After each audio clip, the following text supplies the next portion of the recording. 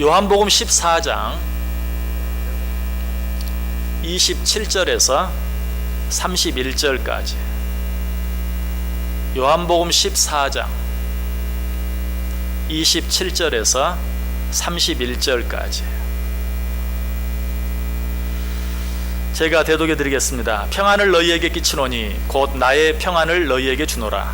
내가 너희에게 주는 것은 세상이 주는 것과 같지 아니하니라.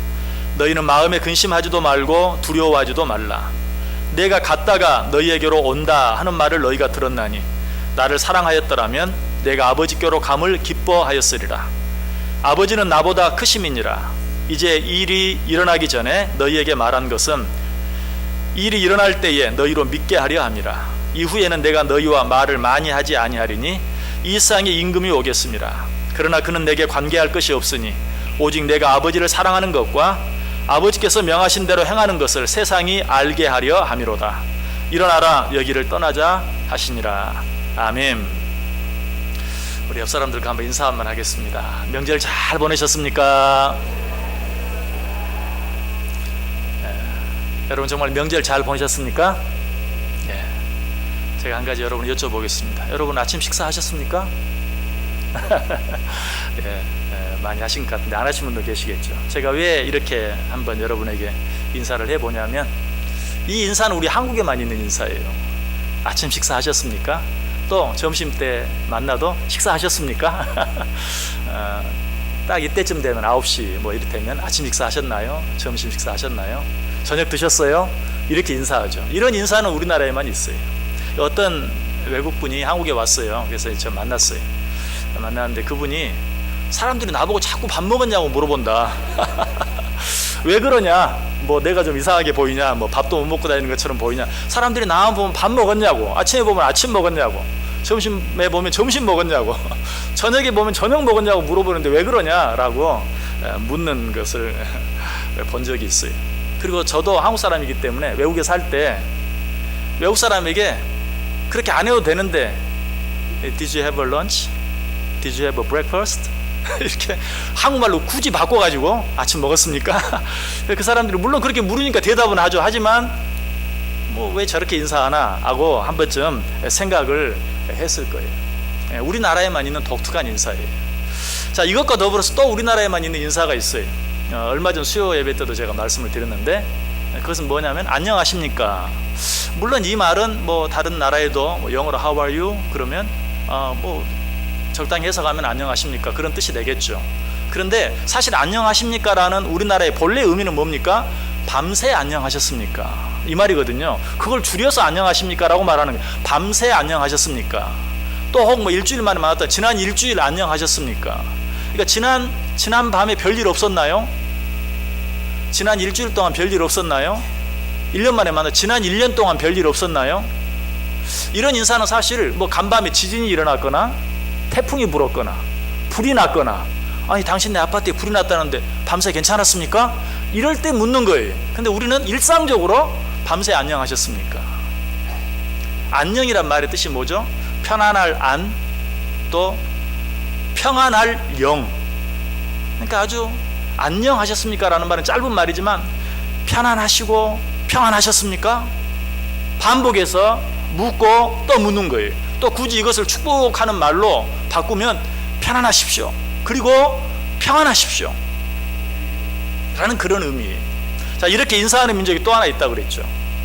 이스라엘 민족이. 이스라엘 민족은 더 간단해요. 인사 자체는 샬롬. 이 말이 뭐냐면 평안하십니까? 혹은 평안하십시오 하는 그런 말이에요. 왜 이런 인사가 우리나라와 이스라엘이 있을까? 우리나라와 이스라엘은 아주 비슷한 점이 많죠. 적은 나라. 이제 우리나라가 많이 강해지긴 했지만 아직도 뭐 작은 나라이고 약소 국가예요. 또 우리 역사를 보면 그 약소 국가로서 얼마나 많은 외세의 침입을 많이 당했습니까? 이스라엘도 마찬가지죠. 그러니까 한 번도 편안한 적이 없어요. 그러니까 항상 편안하십시오. 평안하십시오. 편안하십니까? 평안하십니까? 밤새 별일 없으셨나요? 우리나라는 이스라엘에 비하면 지금 그래도 평안한 편이에요. 이스라엘은 지금도 갑자기 아침에 일어나면 그냥 막 난데없이 저 가자 지구 같은 경우는 막 포탄이 날아다니고 피해 다니고 해야 되는 그런 일들이 지금도 얼마나 많은지 몰라요. 그러니까 밤새 안녕하셨습니까? 샬롬 평안하십니까? 라고 물어야 되는 거죠.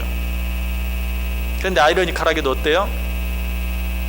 그렇게 평안하기를 원하는데도 이스라엘이나 우리나라는 아직까지 평안이 없어요. 진정한 평안이 없어요.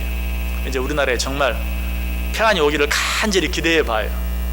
그런데 이스라엘과 우리나라뿐만인가 세계에 정말 아무런 문제 없이 평안한 나라가 얼마나 있는가?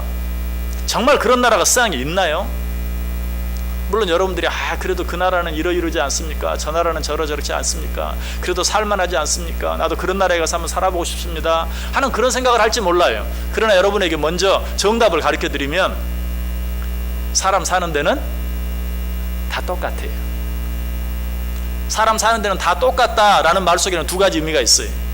사람 사는 곳에는 어려움이 없는 곳은 없다. 또 좋은 의미로는 사람 사는 곳은 다 먹고 살게 돼 있다. 이 두 가지 의미가 있어요. 사람 사는 데는 정말 다 똑같아요. 그걸 우리에게 잘 보여주는 찬송가 가사가 있어요. 486장. 이 세상에 근심된 일이 많고 참 평안을 몰랐구나. 어디에? 이 세상에 근심된 일이 많고 참 평안을 몰랐다. 2절. 이 세상에 곤고한 일이 많고 참 쉬는 날 없었구나. 3절. 이 세상에 죄악된 일이 많고 참 죽을 일 쌓였구나. 여러분 이 가사 보면서 어떤 생각하세요? 틀림없이 한국 사람이 지은 것 같죠. 참 죽을 일 쌓였구나. 참 쉬는 날 없었구나. 참 평안한 일 몰랐구나. 이거 한국 사람이 지은 찬송 아니에요. 영국 사람이 지은 찬송이에요. 영국은 한때 세상을 지배하는, 해가 지지 않는 그런 정말 나라 가운데 하나였어요. 전 세계 영국 식민지 아닌 땅이 뭐 없잖아요. 요새 아시아, 유럽, 캐나다도 지금도 영국의 연방이 독립은 했지만 지금도 영국 왕을 지금도 왕으로 모시고 있어요. 그럴 정도로 대단한 나라인데 그 나라 사람이 지은 찬송가 시가 이 세상에 근심된 일이 많고 참 평안을 몰랐구나. 이 세상에 공고한 일이 많고 참 쉬는 날 없었구나.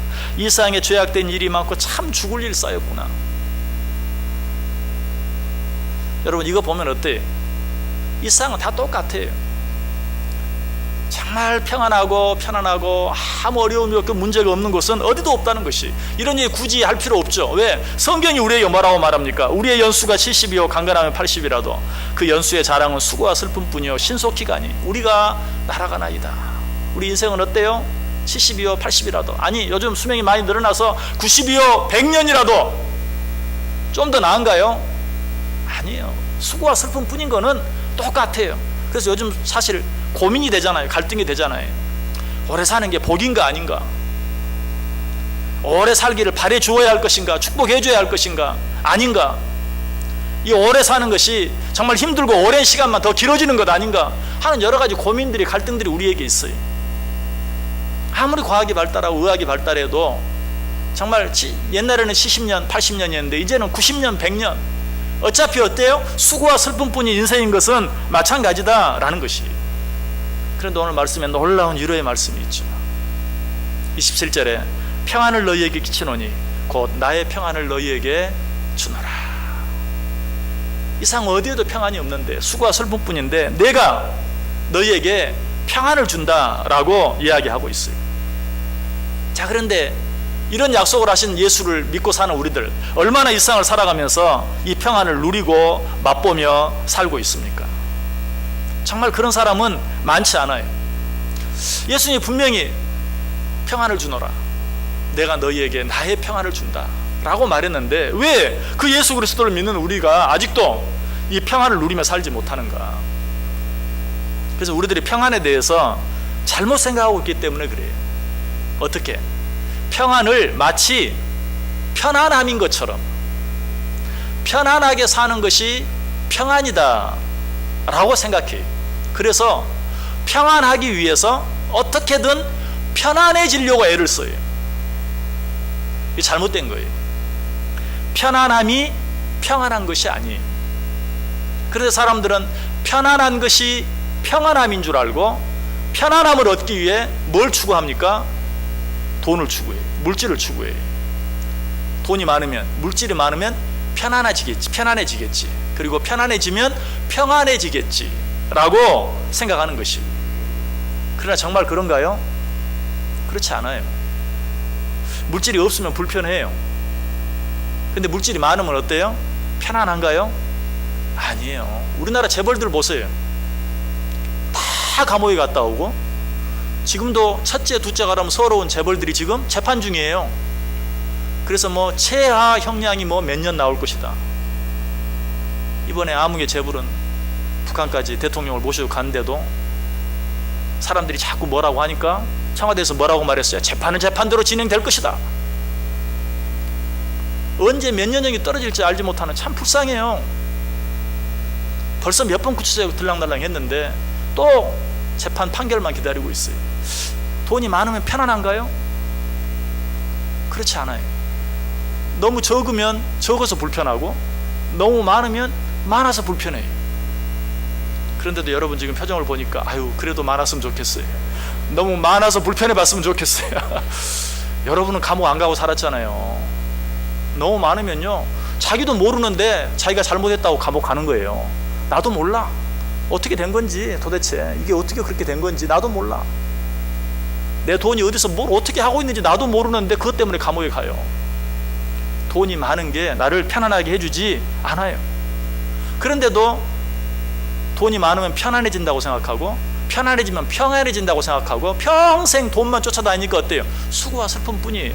주님께서는 우리에게 이미 내 평안을 너희에게 준다 했는데 그것과 나와는 아무 상관이 없어요. 그리고 우리는 늘 하나님 평안을 준다고 하지 않았습니까? 근데 왜 돈 안 주십니까? 이렇게 말해요. 돈이 평안이 아닌데 나에게 평안 주신다면서요. 근데 왜 나에게 돈 안 주십니까? 왜 물질 안 주십니까? 왜 부유함 안 주십니까? 라고 생각해요. 이보다 조금 나은 사람들은 그래 돈이 전부가 아니지. 그러면서 뭘 추구합니까? 명예를 추구하고요, 권력을 추구해요. 그래서 부자나 또 그 부유한 자들의 후예들을 보면 이 사람들이 이제 돈은 있을 만큼 있으니까 돈을 추구하는 게 아니라 높은 명예, 높은 권력을 추구해요. 그래서 그런 사람들이 어때요? 정계에 진출하잖아요. 또 우리나라도 보면 우리나라 최고의 재벌이 정계에 진출했다가 또 이렇게 또 망신살 타는 또 그런 일들도 얼마나 있었어요. 뭐가 모자라서 그럴까? 왜? 그 사람들은 가장 많은 물질을 가져봤는데 이게 다가 아닌 것 같거든요. 평안이 없어요. 그러니까 어때요? 돈 가지고도 이렇게 자꾸 감옥에 들어가고 이러니까 높은 명예를 가지면, 내가 대통령이 한번 돼보면, 내가 장관이 돼보면, 뭐 내가 판검사가 돼보면 내가 이런 일을 당하지 않아도 되지 않을까? 이 돈만 가지고 안 되는구나 하고 명예와 권력을 추구하는 거예요. 얼마 전에도 어떤 드라마를 보니까 제목을 잘못, 지금 현재 하고 있는 드라마, 여러분 보신 분은 아실지도 몰라. 어떤 청년 하나가, 젊은 검사가 재벌을 그냥 마음대로 막 혼내고 하는 것을 보면서 아 저거구나, 나 검사가 돼야 되겠다, 판사가 되겠다 작정하고 지금 판사가 되어가고 있는지 됐는지 모르겠어요. 그런 드라마가 있어요. 현실을 잘 말해주고 있는 거예요. 그래, 명예가 있어야, 아니 권력이 있어야 편안하고, 그래야 평안함을 얻을 수 있다라고 생각해요. 물질이 평안함을 준다고 생각하는 것보다 조금 더 나은 생각 같을지도 모르지만, 그러나 이것도 역시 사실은 아니에요. 제가 언젠가 명예는 멍해다라는 말씀을 드렸어요. 명예는 멍해예요. 여러분이 혹시 뭐 그렇게 큰 뭐 대통령, 장관 이런 건 아니라도, 판검사는 아니라도 여러분이 혹시 갖기를 원하는 명예가 있다면 뭡니까? 한번 생각해 보세요. 그러나 그것이 아무리 작은 명예라도 얻으면요 불편해져요. 멍해를 하나 걸친 것과 똑같아요. 동네에서 조그만 상 하나만 받아도요, 아유 뭐 상 받은 사람이 뭐 저래 이러고요 나를 따로 뒤에 쫓아다녀요. 명예는 멍해예요. 그리고 특별히 그 명예나 권력이 높아지면 높아질수록 점점 더 편안해지는 게 아니라 점점 더 불안해져요. 여러분 높은 산을 한번 생각해 보세요. 산 이렇게 생겼죠? 아래가 넓어요, 위가 넓어요? 아래가 넓어요, 위가 넓어요? 아래가 넓잖아요. 위로 올라갈수록 좁아져요. 운신의 폭이 좁아지는 거예요. 세상에서 가장 높다고 하는 그런 산들을 등반하는 사람들 보세요. 마지막 꼭대기에 올라가가지고 그 꼭대기에 매달려가지고 깃발 하나 꽂고 오다가 운 좋으면 꽂고 내려오다가 죽기도 하고, 운 나쁘면 올라가지도 못하고 죽기도 하고. 높은 데로 올라가면 올라갈수록 좁아지는 거예요. 당연한 진리예요. 요즘 아주 높은 빌딩을 짓는 게 유행이죠. 전 세계적으로.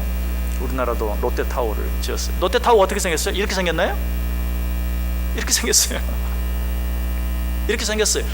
뭐 높아지면 앞으로 점점 더 초고층이 생길 텐데, 뭐죠, 저쪽 아랍에미레이트에 있는 뭐 브루스 칼리파인가요? 그 높은 빌딩, 거기는 정말 그야말로 바늘 같아. 아주 이렇게 올라가 있어요. 절대로 위가 넓을 수는 없어요. 많이 높으면 많이 높을수록 더더욱 그래요. 위는 좁아질 수밖에 없어요. 위로 올라가면 운신의 폭이 좁아져요. 명예와 권력이 우리를 더 편안하게 만들어지는 것이 절대로 아니에요. 그런데도 사람들은 그것이 우리를 편안하게 하고 그것이 우리를 평안하게 해준다고 생각하고 추구하는데, 그렇기 때문에 일상이 어때요? 점점 높은 데로 올라가려고 하는데 올라가면 갈수록 불편해지는 거예요. 또 이보다 좀 나은 사람은 어떤가요? 야, 돈도 필요 없고 명예 권력 다 필요 없다. 지식이 최고다. 아는 것이 힘이다. 이거는 누구도 빼앗아가지 못한다. 내 머릿속에 들어있는 걸 누가 빼앗아가겠느냐 하면서 지식을 추구하는 사람들이 있어요. 분명 단순히 물질만 추구하는 사람보다, 명예나 권력만 추구하는 사람보다는 좀 나아요. 그러나 그 지식도 어느 정도까지는, 뭐 상식 정도는 우리의 삶을 좀 편안하게 해주는 것처럼 느껴져요. 그러나 어떻게 보면 그보다 더 많이 알면 어때요? 힘들어져요. 그것도 참 불편해요.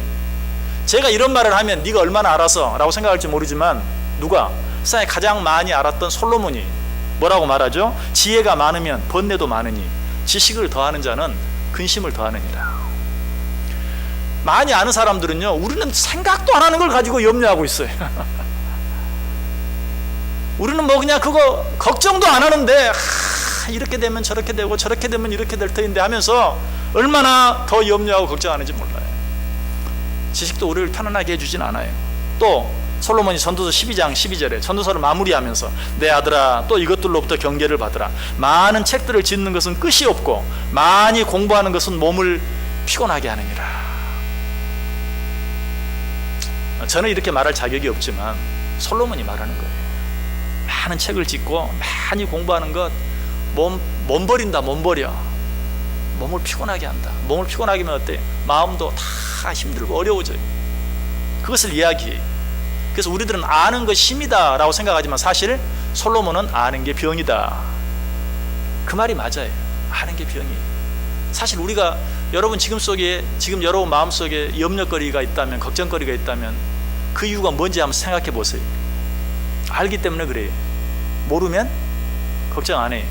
혹시 여러분의 어린 자녀들이, 이제는 별로 어린 자녀들 가진 사람도 별로 없네요. 어린 손자들 얼마나 세상 편합니까? 여러분 걱정하면요, 할매 뭐 그것 때문에 걱정해. 아는 게 병일 때가 많아요. 알아서 쓸데없이 걱정하기도 하고, 또 아무 일 없이 다 지나갈 건데 아니까 그냥 잠 못 자고 걱정하고 하는 그런 일들이 얼마나 많은지 몰라요. 솔로몬은 모르는 게 없는 사람이었어요. 시면 시, 음악이면 음악, 과학이면 과학, 의학이면 의학, 정말 천문학이면 천문학, 동물학, 식물학, 모르는 게 없었어요. 열왕기상 4장 32절 33절에 뭐라고 말해요? 그가 잠언 3000가지를 말하였고 그의 노래는 1005편이며 그가 또 초목에 대하여 말하되 레바논의 백향목으로부터 다면하는 우슬초까지 하고 그가 또 짐승과 새와 기어다니는 것과 물고기에 대하여 말한지라. 모르는 게 하나도 없어요. 땅 속에 있는 것부터 저 하늘에 있는 것까지 모두 알아요. 그럼에도 불구하고 어때요? 많이 아는 것은 내 몸을 피곤하게 한다라고 우리에게 이야기하고 있어요. 그럼에도 불구하고 아직도 우리는 착각해요.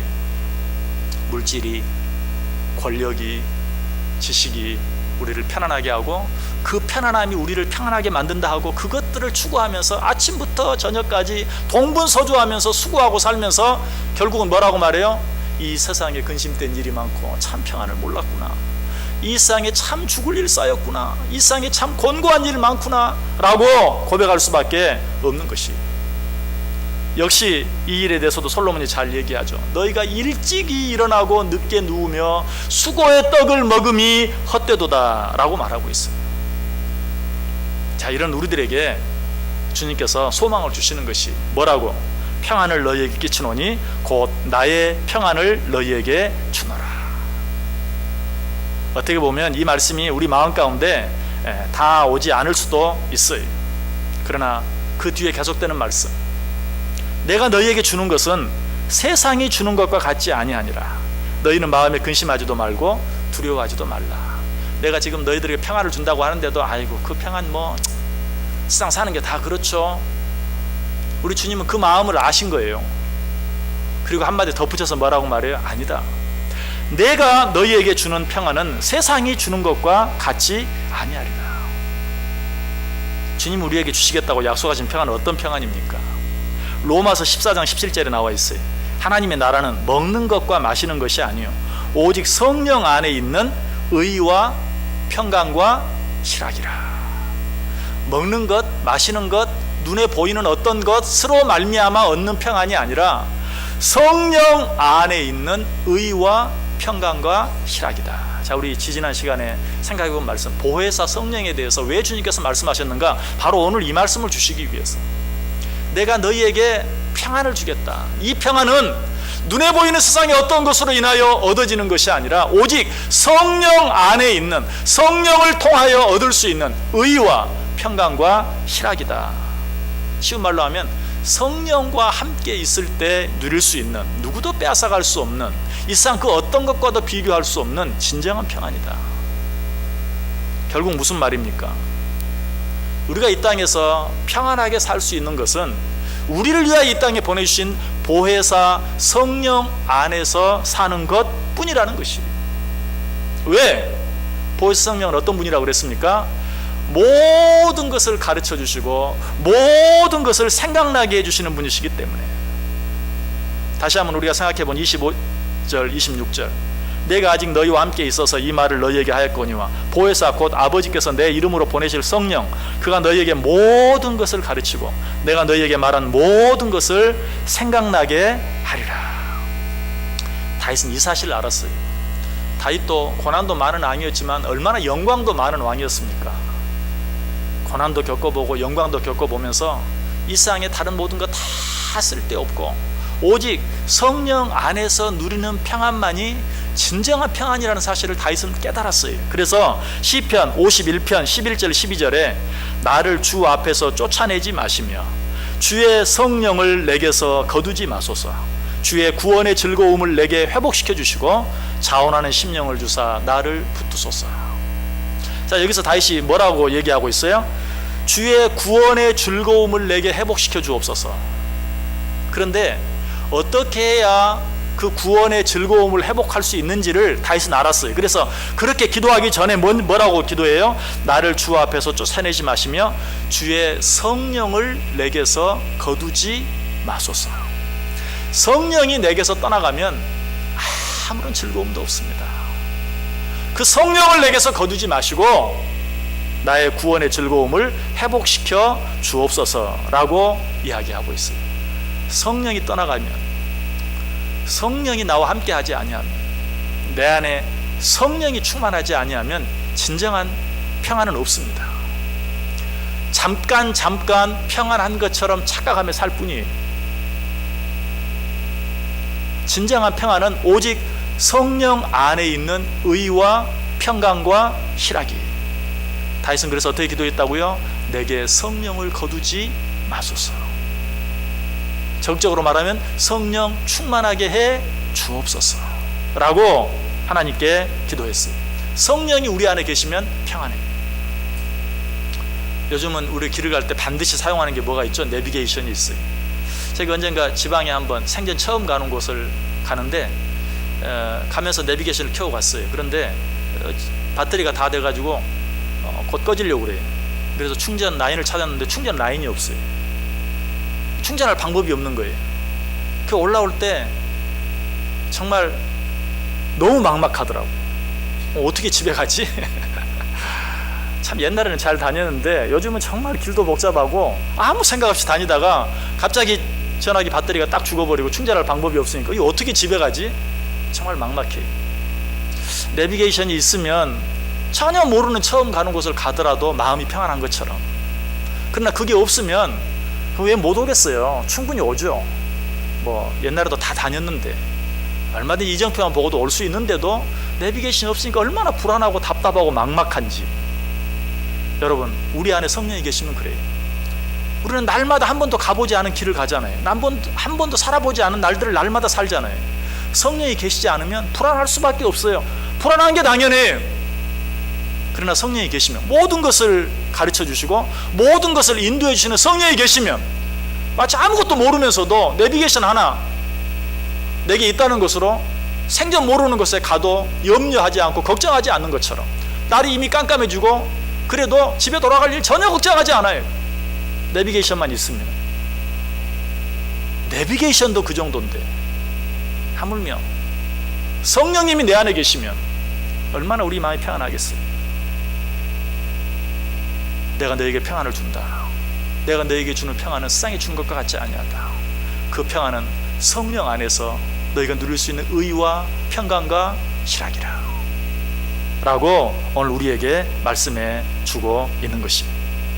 자, 하나님께서, 성령님께서 어떻게 역사하신다고요? 성령님께서 우리를 어떻게 가르쳐 주시고 성령님께서 우리를 어떻게 인도하신다고요? 무엇으로? 말씀으로. 아마 우리가 힘들고 어려워하고 불안해하고 두려워할 때 성령님께서 이런 말씀들을 생각나게 해주실 것이, 창세기 28장 15절, 내가 너와 함께 있어 내가 어디로 가든지 너를 지키며 너를 이끌어 이 땅으로 돌아오게 할지라 내가 내게 허락한 것을 다 이루기까지 너를 떠나지 아니하리라.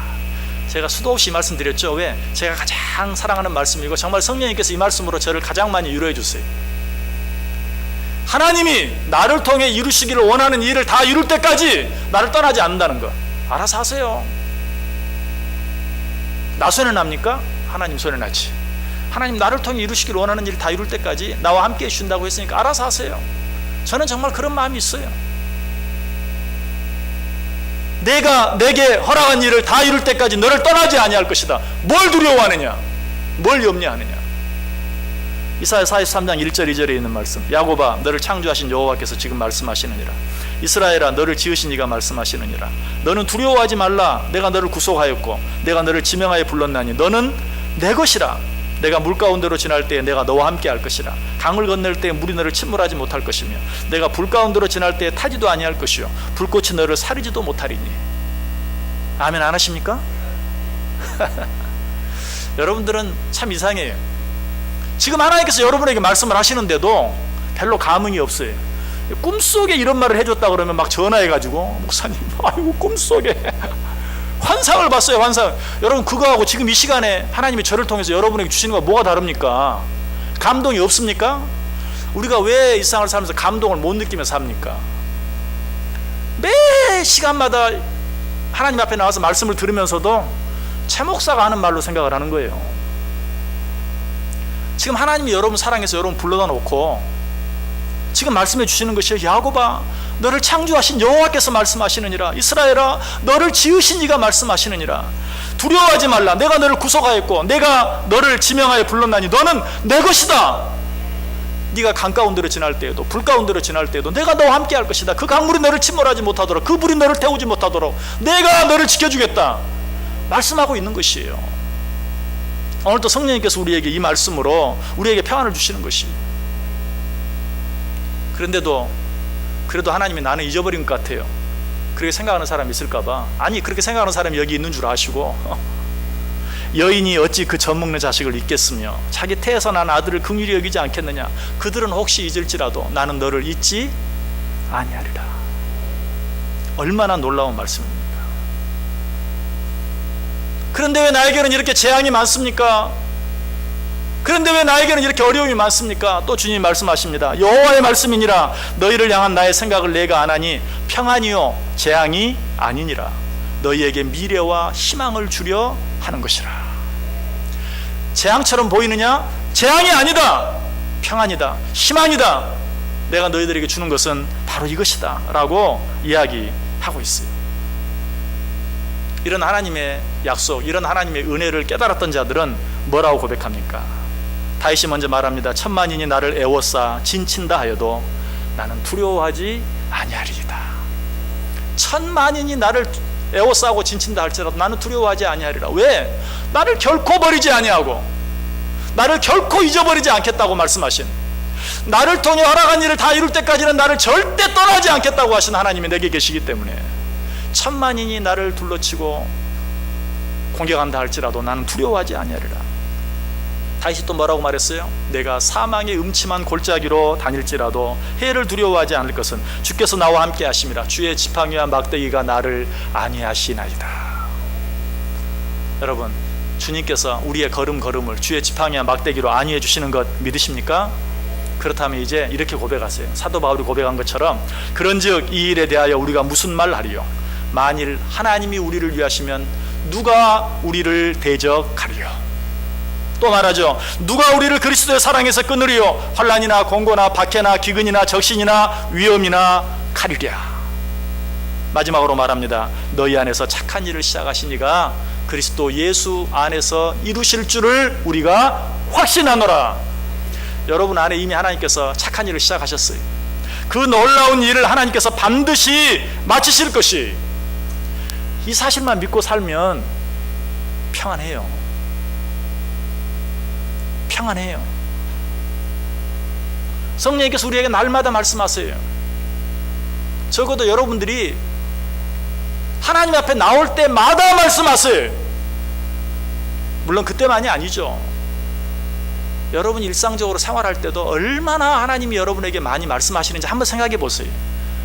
내가 분명 하나님이 원치 않는 일을, 어떤 일을 하려고 합니다.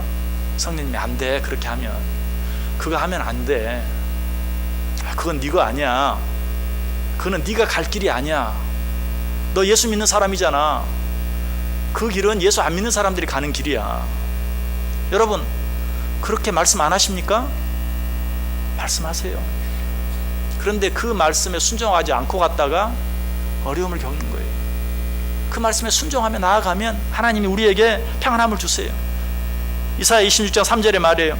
주께서 심지가 견고한 자를 평강하고 평강하도록 지키시리니 이는 그가 주를 신뢰함이니라. 심지가 견고한 자, 어떤 자가 심지가 견고한 자일까요? 말씀 위에 확고히 서 있는 자. 하나님이 말씀하셨습니다.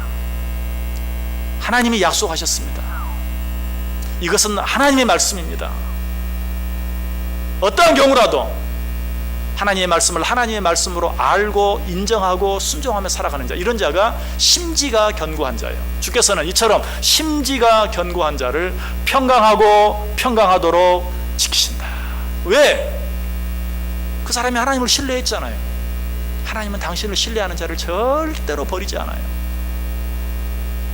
하나님은 당신을 믿고 가까이 하는 자를 절대로 멀리하지 않아요. 하나님은 그런 자를 절대로 모른다 하지 않아요. 하나님은 절대로 그런 자들을 내어 쫓지 않아요. 여러분 평강을 누리며 살기를 원하십니까? 하나님의 말씀에 굳게 서시길 바랍니다.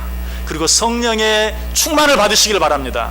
사도 바울이 말합니다. 술 취하지 말라, 이는 방탕한 것이니 오직 성령 충만을 받으라. 여기서 술 취함이 뭔 줄 아세요? 이거는 세상적으로 우리의 두려움과 우리의 염려와 우리의 근심과 걱정을 잊어버리게 만드는 일들, 아까 말한 돈, 권력, 그리고 지식. 여러분 술 마시면 어때요? 안 마셔봤어요? 정말? 술 마시면 두려움이 없어져요. 그래가지고 평상시에는 말도 못하던 사람들이 다 나와! 두려움이 없어져요. 근심도 없어져요. 그 순간만큼 그래서 걱정거리가 너무 많은 술을 마시는 거예요. 마시고 잊어버리려고. 그런데 술 취하지 말라. 그런 것들은 잠깐만 너를 근심에서 벗어나게 해준다. 잠깐만 너를 두려움에서 벗어나게 해준다. 그러나 내가 너희에게 주는 평안함은 그렇지 아니하다. 성령 충만, 이건 술 취함과 다르다. 잠깐만 너를 즐겁게 해주고 잠깐만 너를 평안하게 해주고 잠깐만 내 근심을 없애주는 게 아니라 네가 성령 충만하기만 하면 네 모든 삶 속에 세상이 주는 것과는 정말 다른, 하나님만이 주실 수 있는 진정한 평안이, 진정한 평강이 너희 속에 넘칠 것이다. 성령 충만함으로 이 평강이 여러분 속에, 여러분 가정 안에, 여러분이 하는 모든 일을 위해 충만할 수 있기를 주님의 이름으로 간절히 축복합니다. 기도합니다.